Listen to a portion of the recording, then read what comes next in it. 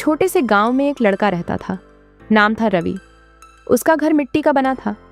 छत से बारिश में पानी टपकता था और रसोई में अक्सर चूल्हा ठंडा ही रह जाता था।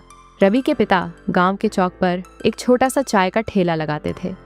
सुबह से शाम तक मेहनत करते, लेकिन फिर भी इतना नहीं कमा पाते थे कि घर की सारी ज़रूरतें पूरी हो सकें। कई बार ऐसा होता था कि रात को सिर्फ पानी पीकर सोना पड़ता था।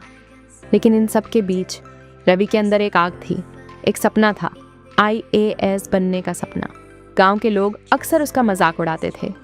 जब वो किताब लेकर बैठता, लोग कहते, अरे रवि, सपने देखना बंद कर, तू IAS बनेगा, पहले अपने घर की हालत तो देख। कुछ लोग तो उसके पिता से भी कहते, इसे पढ़ाने से क्या फ़ायदा, काम सिखाओ इसे। रवि चुप रहता था, लेकिन उसके अंदर एक आवाज़ गूंजती थी, एक दिन सबको जवाब दूंगा, अपने काम से। दिन में वो अपने पिता के साथ चाय बेचता, गर्म धूप में, धूल और पसीने के बीच। और रात को जब पूरा गांव सो जाता, वो स्ट्रीट लाइट के नीचे बैठकर पढ़ाई करता।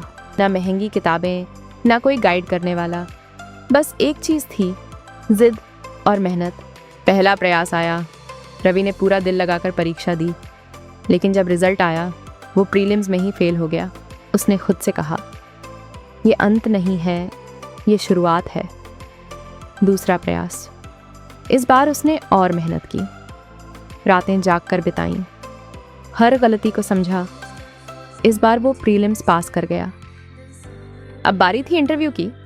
वो शहर गया, पहली बार इतने बड़े ऑफिस में बैठा, लेकिन इंटरव्यू में वो फेल हो गया।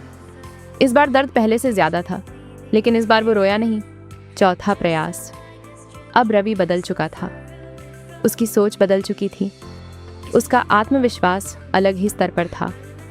उसने अपनी हर कमज़ोरी को ताकत बना लिया था।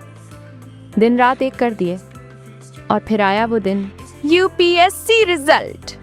रवि के हाथ कांप रहे थे, दिल जोर जोर से धड़क रहा था। उसने अपना रोल नंबर खोजा और उसका नाम लिस्ट में था।